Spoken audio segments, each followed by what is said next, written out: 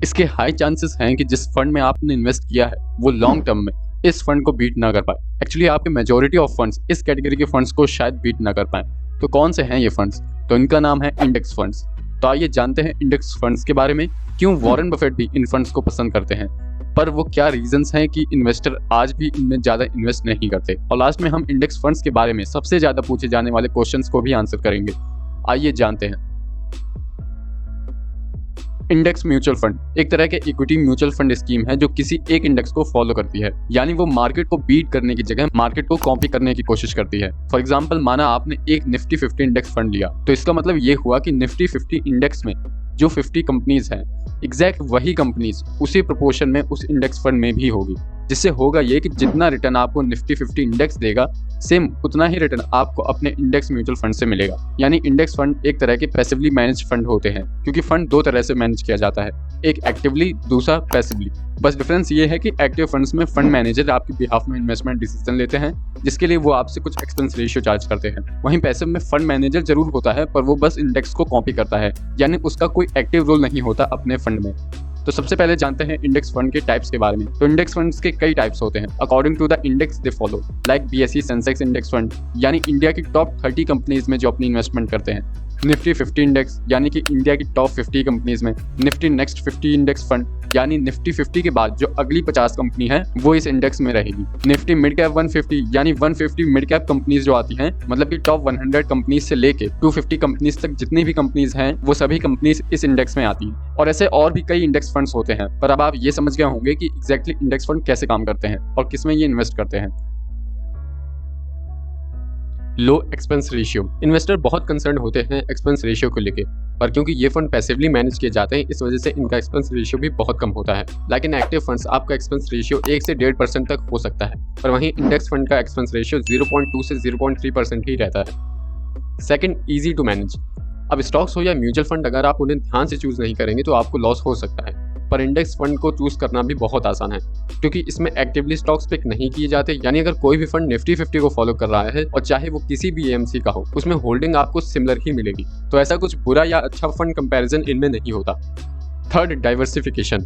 Index fund की मदद से कोई भी नया इन्वेस्टर अपने पोर्टफोलियो को आसानी से डाइवर्सिफाइड कर सकता है। मेन प्रॉब्लम म्यूचुअल फंड में यही आती है कि डाइवर्सिफिकेशन के चक्कर में इन्वेस्टर्स कई फंड ले लेते हैं, पर इवेंचुअली वो सेम स्टॉक्स पिक कर लेते हैं, वही अलग अलग फंड्स में।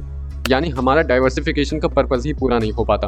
वहीं जब आप इंडेक्स फंड में इन्वेस्ट करते हैं तो आपको ये एब्सोल्यूट क्लैरिटी होती है कि आपके स्टॉक्स ओवरलैप नहीं होंगे। जैसे कि सेंसेक्स के स्टॉक और निफ्टी नेक्स्ट 50 के स्टॉक बिल्कुल अलग हैं, और ठीक वैसे ही निफ्टी 100 इंडेक्स फंड के स्टॉक्स और मिड कैप 150 के स्टॉक्स बिल्कुल अलग होंगे। बाकी हमने शुरुआत में तो आपको बता ही दिया कि कौन से इंडेक्स में आपको कितने और कौन से स्टॉक्स मिलेंगे। तो डाइवर्सिफिकेशन करना भी आपके लिए बहुत सिंपल हो जाता है इन फंड्स के जरिए। Impressive returns. It's a well known fact, majority of actively manage fund passive funds को लॉन्ग टर्म में बीट नहीं कर पाते। ये बात आपको इंटेलिजेंट इन्वेस्टर में भी पता चलेगी, जिसे बाइबल ऑफ इन्वेस्टिंग कहा जाता है। अगर आप इंटरेस्टेड हैं तो इस बुक का चैप्टर नंबर 9 जरूर पढ़िएगा। अच्छा चलिए, ये चीज आपको हम रियल लाइफ एग्जाम्पल के साथ दिखाते हैं। एक शॉर्ट डिस्क्लेमर यहाँ पे कि जो भी फंड हम दिखाएंगे या बताएंगे वो रिकमेंडेशन बिल्कुल भी नहीं है। तो सबसे पहले हम लार्ज कैप फंड्स को कंपेयर करेंगे लार्ज कैप इंडेक्स फंड्स से। तो लार्ज कैप फंड को समझे तो इसमें फंड मैनेजर मार्केट की टॉप 100 कंपनीज में से स्टॉक्स पिक करता है। अब इसे हम कंपेयर करेंगे इंडेक्स फंड से, जो कि होंगे निफ्टी 50 और निफ्टी नेक्स्ट 50, क्योंकि ये दोनों ही स्कीम लार्ज कैप के अंडर ही आती है, यानी कि टॉप 100 कंपनीज। क्योंकि निफ्टी 50 हो गए 1 to 50 और उसके बाद 50 to 100 कंपनीज आ जाती है निफ्टी नेक्स्ट 50 में। तो आइए देख लेते हैं लार्ज कैप रिटर्न्स, यानी ये जितने भी फंड्स हैं वो एक्टिवली मैनेज किए जा रहे हैं फंड मैनेजर के जरिए। तो यहाँ पे 3 ईयर रिटर्न्स को हमने सॉर्ट कर रखा है हाई टू लो। तो सबसे ऊपर जो आपको दिख रहा है Nippon India large cap fund, इसने सबसे ज्यादा रिटर्न दिया है पिछले 3 सालों में, जो कि है 26.8% का। और जैसे जैसे हम नीचे जाएंगे ये रिटर्न कम होने लगेगा, 26 से 23, 23 से 22, 22 से 21, और ऐसे करते करते ये 14% तक पहुंच जाएगा। अब ये आपने देख लिया। अब देख लेते हैं निफ्टी 50 इंडेक्स फंड्स के रिटर्न। तो यहाँ पे 3 साल के निफ्टी 50 इंडेक्स फंड के रिटर्न कुछ ऐसे हैं, 16.8%। और जैसे कि हमने बताया था, ये सभी फंड्स एक ही इंडेक्स को कॉपी कर रहे होते हैं, इस वजह से रिटर्न भी आपको सिमिलर ही दिखेगा।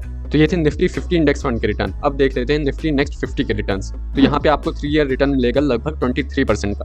अब यहाँ पे एक चीज नोटिस करिएगा कि लार्ज कैप फंड ने सबसे हाई रिटर्न दिया 3 साल में 27% का, और वहीं निफ्टी 50 का 3 साल में एवरेज रिटर्न रहा करीबन 17%, और निफ्टी नेक्स्ट 50 का रिटर्न रहा 23%। यानी कि लार्ज कैप फंड में Nippon India large cap fund को अगर हम हटा दें तो सभी के return Nifty next 50 index fund के बराबर ही है, और बल्कि टॉप 4 फंड्स को हटा दिया जाए तो इनके रिटर्न्स तो इंडेक्स फंड से भी कम हो जाते हैं। और यहाँ पे आपको निफ्टी 50 इंडेक्स फंड के रिटर्न अभी भी कम लग रहे होंगे, तो ये डिफरेंस और भी कम हो जाएगा जब हम लॉन्ग टर्म में देखेंगे। आइए जरा इन सभी फंड्स का 5 ईयर रिटर्न्स देखते हैं। तो यहाँ पे सबसे हाईएस्ट रिटर्न दिया है बड़ौदा बीएनपी ने, जिसका रिटर्न रहा है 19.37% का। चलिए मान लेते हैं 19.5%। तो आइए देख लेते हैं कि निफ्टी 50 इंडेक्स फंड के रिटर्न कैसे रहे। तो 5 साल में निफ्टी 50 इंडेक्स फंड के रिटर्न रहे हैं करीबन 15%, और निफ्टी नेक्स्ट 50 के रिटर्न रहे हैं करीबन 18% के। तो इससे हमें यह समझ में आता है कि अगर हम किसी भी कैटेगरी का कोई फंड लेते हैं और हम उसे लॉन्ग टर्म के लिए होल्ड करते हैं तो बिना कोई एफर्ट दिए हम 80 से 90% एक्टिव फंड्स को बीट कर देंगे। पर ऐसा भी नहीं है, इन फंड्स में सब कुछ अच्छा ही है। एक चीज जो इनकी खूबी है वही कभी कभी इन्वेस्टर्स को बहुत बड़ा लॉस भी करवा देती है। We mean autopilot mode. ये ऑटो पायलट मोड में चल रहे होते हैं, जिस वजह से एक्सपेंस रेशियो तो कम हो जाता है, पर यही चीज इनका कौन भी है, क्योंकि जब मार्केट शिफ्ट होगी तो आपको लॉस झेलना पड़ेगा, जिसमें आपका फंड मैनेजर भी कुछ नहीं कर पाएगा। ऐसे समझिए कि कोई कंपनी इंडेक्स में इंक्लूडेड है और उसके मैनेजमेंट और फाइनेंशियल सिचुएशन बिगड़ रही है, तो एक्टिव फंड का फंड मैनेजर इस दिक्कत को पहले ही पकड़ लेगा और उस कंपनी से एग्जिट कर लेगा। पर पैसिवली मैनेज फंड में ऐसा कुछ नहीं होगा। तो जब तक वो कंपनी इंडेक्स में इंक्लूडेड है वो आपके फंड में भी इंक्लूडेड रहेगी, और आपको उसके साथ इन्वेस्टेड रहना होगा चाहे उसमें कोई भी दिक्कत चल रही हो। तो ये था एक ब्रीफ कंपैरिजन बिटवीन पैसिवली और एक्टिवली मैनेज फंड। आइए देख लेते हैं कुछ FAQs on index funds. So the first one is, क्या हम इन्हें शॉर्ट टर्म के लिए ले सकते हैं? बिल्कुल नहीं। इक्विटी इन्वेस्टमेंट में शॉर्ट टर्म इन्वेस्टमेंट बहुत रिस्की होती है, इसलिए शॉर्ट टर्म गोल्स के लिए आप डेट फंड से प्रेफर करिए। सेकंड, क्या इंडेक्स फंड और ETFs दोनों सेम हैं? नहीं। जहां इंडेक्स फंड एक तरह के म्यूचुअल फंड है, वहां ETFs यानी exchange traded funds mutual fund cum एक स्टॉक की तरह ज्यादा ट्रीट किए जाते हैं, क्योंकि इन्हें आप मार्केट आवर्स में ट्रेड कर सकते हैं। इनकी परफॉर्मेंस को आप किसी दूसरे स्टॉक की तरह देख सकते हैं। It's more like a small bundle of stocks. Third, क्या ये बिगनर्स के लिए अच्छे हैं? अगर आप अभी नए इन्वेस्टर हैं और म्यूचुअल फंड्स के बारे में ज़्यादा नहीं जानते तो इंडेक्स फंड एक बहुत अच्छा ऑप्शन है। अदरवाइज आपको मल्टीपल फैक्टर्स और कई सारे इफ्स एंड बट्स का आंसर देना होगा, तब कहीं जाके आप अपने लिए एक अच्छा फंड ढूंढ पाएंगे। हालांकि उसके ऊपर भी हम कई वीडियोस बना चुके हैं कि कैसे आप अपने लिए एक अच्छा फंड ढूंढ सकते हैं, पर शुरुआत आप इन फंड से कर सकते हैं। नंबर 4, हम कितना रिटर्न एक्सपेक्ट कर सकते हैं? तो रिटर्न्स आपको हर इंडेक्स फंड में अलग अलग मिलेंगे, और जो सबसे पॉपुलर इंडेक्स फंड हैं लाइक सेंसेक्स और निफ्टी इंडेक्स फंड जो सबसे सेफ भी माने जाते हैं, तो इन फंड्स ने पिछले 5 साल में 14 से 16% का रिटर्न दिया है। तो पैसिमिस्टिकली आप इनसे लॉन्ग टाइम फ्रेम में 12 से 14% तक का रिटर्न एक्सपेक्ट कर सकते हैं। Number 5, what are the tax implications? अगर आप फंड को 1 साल के अंदर बेच देते हैं तो आपको STCGT देना होगा, यानी कि short term capital gain tax, जो कि होता है 15%। वहीं 1 साल के बाद जब आप इन्हें बेचेंगे तो आपको 10% का LTCGT देना होगा।